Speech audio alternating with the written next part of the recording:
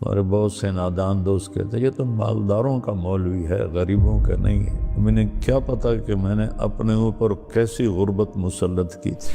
ہوتے ہوئے کھچا کھچ بھری گاڑی میں میاں چنو سے رائمنڈ تک 4 گھنٹے کھڑے چلا جاتا تھا۔ سب سے ملتا ہوں، صرف یہ نہیں کہ لیکن کیمرہ صرف مالداروں کو کیچ کرتا ہے۔ جب میں طوائفوں سے جا کے ملا وہ تو کیپچر نہیں ہوتا نا۔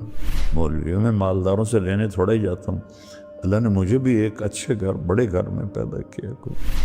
میں کوئی فخر سے نہیں کہہ رہا ہوں، کیا ساری دنیا ایک مچھر کے پر کے برابر نہیں ہے، شکرانے کے طور پہ کہہ رہا ہوں۔ میں مالداروں سے کچھ مانگنے نہیں جاتا ہوں، ان کو دینے جاتا ہوں۔ یہ مالدار لوگ عام مولوی کی بات سنیں گے؟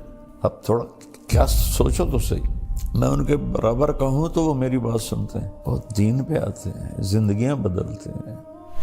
تو ساری زندگی اللہ نے مجھے توفیق دی۔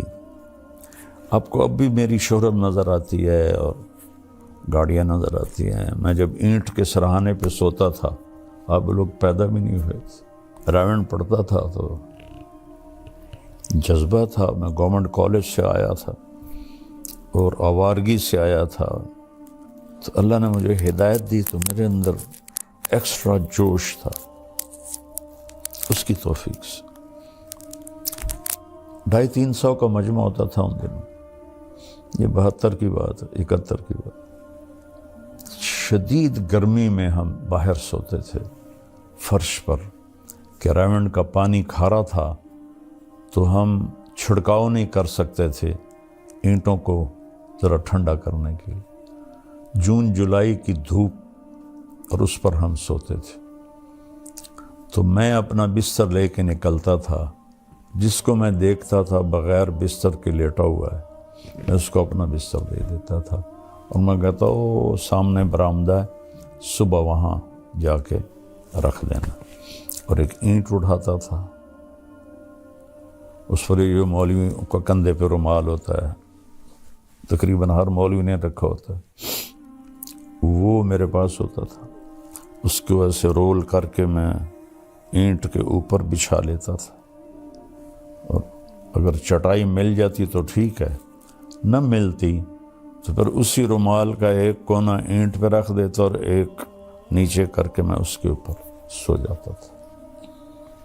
اور پھر میرا یہاں وہ کونا اس کا لگتا تو میری درد سے آنکھ کھل جاتی، تو پھر میں ایسے کروٹ بدل لیتا تو پھر یہاں وہ جا کے چبھتا، پھر میری آنکھ کھلتی، پھر میں سیدھا لیٹ جاتا، تو پھر نیچے فرش کی آگ مجھے جلاتی، پھر میں کروٹ بدل لیتا۔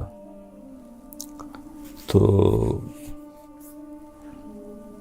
مجھے تو پتہ بھی نہیں تھا کہ اللہ مجھے دنیا میں ایسے پھرائے گا۔ اللہ نے مجھے ایک اچھے خاندان میں پیدا کیا، غربت نہیں دیکھی، امارت دیکھی، عزت دیکھی، بڑا خاندان دیکھا۔ اس لیے تو میرے والد کہتے تو میری نک وٹھا دیتی، ایسے کر دیتے تو میری نک وٹھا دیتی ہے۔ شریک کانچ زمینداروں میں مولوی بندا پہ کیا پوچھنا ہے تینوں، تو مولوی بن کے کی کرنا ہے؟ باقی بیٹا پتہ تو موت پہ چلے گا، اس سے پہلے کوئی دعویٰ نہیں۔ اللہ کی قسم کروڑ دفعہ آخری سانس تک انسان خطرے،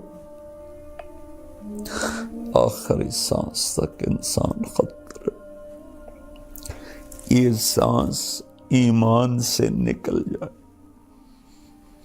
اور جنت کے فرشتے آئیں اور اسرائیل کہیں اخرجی وابشری بروح وریحان ورب راض عنک غیر غضبان، اس وقت جا کر میں کہہ سکتا ہوں کہ میں بڑا آدمی ہوں، میں کامیاب آدمی ہوں۔ اس سے ایک لمحہ پہلے بھی میں بدترین مخلوق بن کے مر سکتا ہوں۔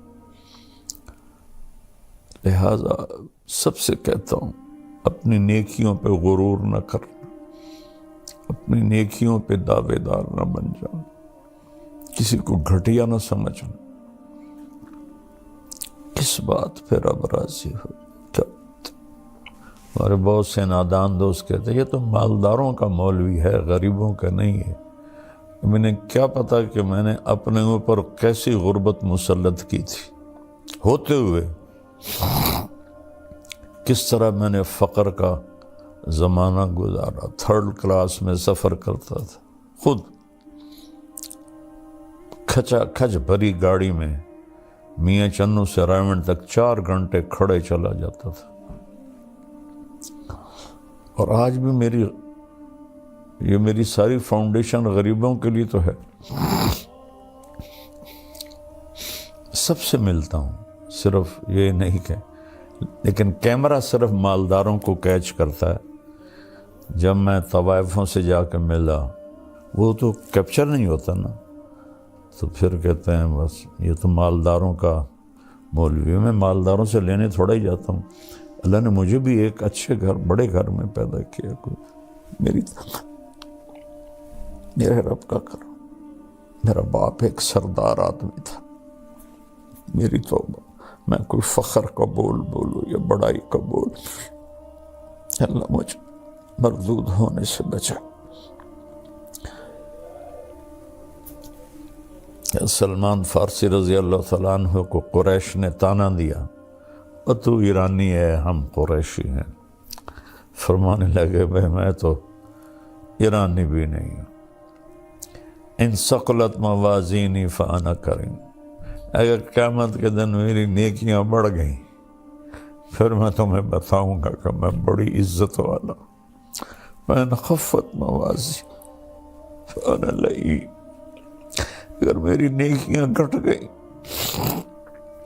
میں کوئی فخر سے نہیں کہہ رہا ہوں، کیا ساری دنیا ایک مچھر کے پر کے برابر نہیں ہے، شکرانے کے طور پہ کہہ رہا ہوں۔ میں مالداروں سے کچھ مانگنے نہیں جاتا، ان کو دینے جاتا ہوں۔ اور یہ مالدار لوگ عام مولوی کی بات سنیں گے؟ اب تھوڑا کیا سوچو تو صحیح، میں ان کے برابر کا ہوں تو وہ میری بات سنتے ہیں اور دین پہ آتے ہیں، زندگیاں بدلتے ہیں۔ السلام علیکم ورحمۃ اللہ وبرکاتہ۔ بسم اللہ الرحمن الرحیم۔ میرے محترم بھائی بہن، بچے بچیاں، سننے والے، رمضان کی آمد ہے جس کی آپ تمنا فرماتے تھے کہ یہ اللہ تعالی ہمیں نصیب فرمائے، اور اللہ نے ہر امت کو رمضان دیا، لیکن ہمارا رمضان سب سے الگ، سب سے اعلیٰ، سب سے بہترین۔ جیسے یہ کاروباری لوگوں کا سیزن ہوتا ہے تو اندھا دھند کام کرتے ہیں، یہ سیزن ہے اللہ کو منانے کا۔ اس میں پھر اللہ کے نام پہ خرچ کرنا بھی ایک بہت بڑا عمل ہے۔ ویسے تو زکوٰۃ ہے، صدقہ ہے، خیرات ہے، سارا سال دی جا سکتی ہے۔ رمضان میں دینے کا فائدہ یہ ہے کہ فرض زکوٰۃ کا 1 روپیہ 70 روپے کے برابر ہو جائے گا، اور نفلی صدقے کا 1 روپیہ فرض روپے کے برابر ہو جائے گا۔ تو اس میں گزارش ہے کہ اللہ کے نام پر کھل کر دیں، اور اللہ نے ہم سے فاؤنڈیشن بنوائی ہے MTJ کے نام پر، جو اس وقت اللہ کے فضل سے پوری دنیا میں کام کر رہی ہے۔ ہم چھوٹی سی بستی میں رہتے ہیں، چھوٹا سا قصبہ ہے تلمبا، ہم نے صرف اپنے علاقے کے لیے بنائی تھی، اللہ نے اسے دنیا میں پہنچا دیا۔ ابھی بھی 1 ہفتہ پہلے غزہ میں ہمارے ٹرک کھانے کا سامان اور بہت سی چیزوں کا سامان لے کر داخل ہوئے ہیں، ان کو پہنچائی ہیں، ان کی ویڈیو ہمارے پاس آئی ہیں۔ جب بارڈر بند تھے اس وقت بھی اللہ نے ہمیں توفیق دی تھی کہ ہم نے ایسے ذرائع ڈھونڈ لیے تھے جہاں سے ہمارے ٹرک جاتے تھے اور ان کی مدد کرتے تھے۔ ترکی میں زلزلہ آیا، وہاں اللہ نے پہنچایا، مراکش میں زلزلہ آیا، وہاں اللہ نے پہنچایا۔ یہاں بھی الحمدللہ بے شمار شعبے کھل چکے ہیں جن میں اللہ تعالی ہم سے اپنے بندوں کی خدمت کا کام لے رہا ہے۔ تو آپ سب سے گزارش ہے کہ ہر جگہ دیں، میں کسی کے بارے میں روکتا نہیں ہوں. جو صحیح کام کر رہے ہیں اور اس میں ہمیں بھی آپ یاد رکھیں. آپ کے تعاون کے ہم بہت زیادہ محتاج ہیں. اللہ آپ سے راضی ہو. السلام علیکم ورحمۃ اللہ.